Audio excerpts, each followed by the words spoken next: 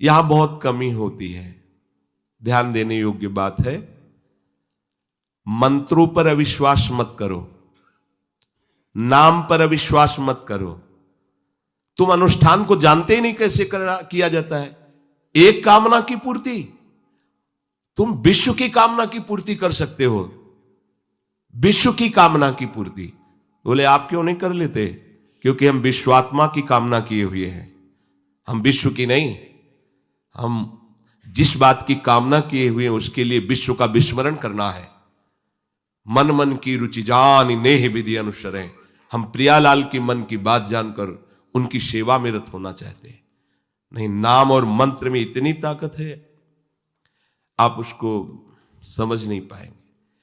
आप विचार करके देखिए, जब कोई पवित्र अनुष्ठान कोई राक्षस करता था तो बहुत पहले से ही वो मदिरा त्याग देता था, मांस खाना त्याग देता था, दूसरे की निंदा करना त्याग देता था, अपवित्रता का त्याग कर देता। परम पवित्र ऋषियों की तरह होकर वो तब अनुष्ठान करता था। यद्यपि वो जगत विनाश के लिए अनुष्ठान होता, पर उसके लिए भी पवित्रता की ऐसी आवश्यकता थी।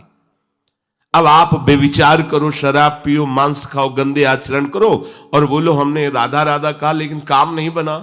वो बोल रहे थे कि कितना भी बड़ा संकट हो, फिर बोल रहे हैं।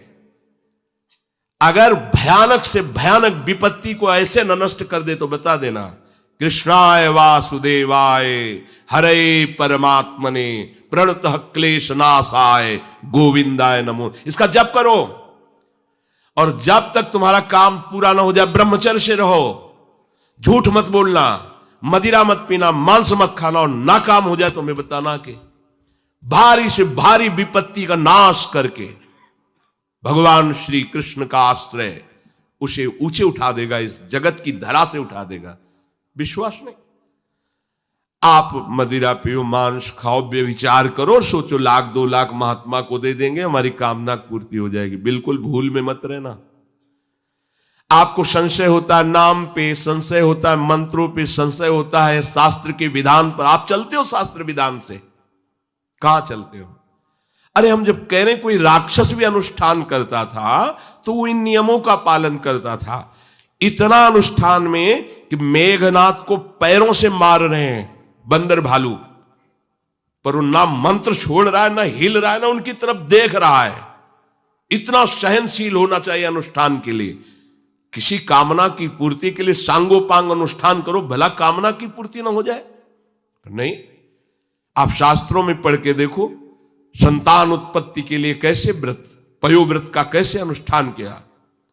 पवित्र रह करके इतनी इतनी मात्रा में ये आहार लेना है, इस मंत्र का जब भगवान गर्भ में आ गए। क्या चाहिए तुम्हें? भारी से भारी विपत्ति को दूर करने के लिए आर्त भाव से पुकारो भगवान को। तुम्हें धनी बनना है, अनुष्ठान कीजिए। हम कह रहे किसी विशेष मंत्र आदि की तरफ ना बढ़िए, बोलिए राधा राधा। क्या चाहिए आपको? कृष्ण कृष्ण बोलिए। सब मंत्रों का सार है नाम में, आप बोलिए तो नाम। पवित्र होइए, गंदे आचरण छोड़िए। क्या चाहिए आपको? भगवान का नाम जहां गूंजता है वहां ऐश्वर्य अपने आप चरणों में लौटता है। अब छल कपट करो, हिंसा करो, गंदे आचरण करो, सोचो हम बहुत बड़े धनी बन जाएं, तो दुष्कृति का फल दरिद्रता और दुख होता है। सुकृत का फल ऐश्वर्य और सुख होता है। अब लगाओ तुम कांटेदार वृक्ष और चाहो कि हमको रसीला फल प्राप्त हो, तो इसे मूर्खता ही कहते हैं। फिर दोष देता है काल, कर्म, ईश्वर को, शास्त्रों को, मंत्रों। अरे कुछ नहीं, नाम मंत्र में जरा सी भी अनुष्ठान में त्रुटि हो जाए तो उसका फल बदल जाता है। आप कहां अनुष्ठान कर रहे हैं? कौन सा अनुष्ठान कर रहे हैं? सबसे पहला नियम अनुष्ठान का होता है पवित्र आचरण, ब्रह्मचर्य, सत्यवाद, पवित्र भोजन, संयम से। कोई भी अनुष्ठान कर, किसी भी विषय का अनुष्ठान करके देखो, अभी हो जाएगा। ये तो हमसे नहीं होगा, तो फिर आप बड़ी बड़ी कामनाएं करते हो, हवा में कामनाएं पूर्ण हो जाएंगी। किसी की भी काम, किसी का भी महाबली या तेजस्वी पुत्र पैदा हुआ, उसको देखो कैसे रहा है, उसकी माता पिता कैसे आचरण किए हैं। 10,000 वर्ष तक भगवान श्री हरि में मन लगाकर निरंतर मंत्र जपने पर कश्यप और विंता जी ने भगवान गरुण जी को प्रकट किया। भगवान गरुण जी श्री हरि के वाहन, प्रथम पुत्र अरुण जी जो सूर्य के सामने बैठे हुए हैं, सारथी बने 10,000 वर्ष। करदम जी भारी तपस्या करके पत्नी प्राप्त कर रहे हैं, तो भगवान स्वयं कपिल देव जी के रूप में अवतार ले रहे हैं।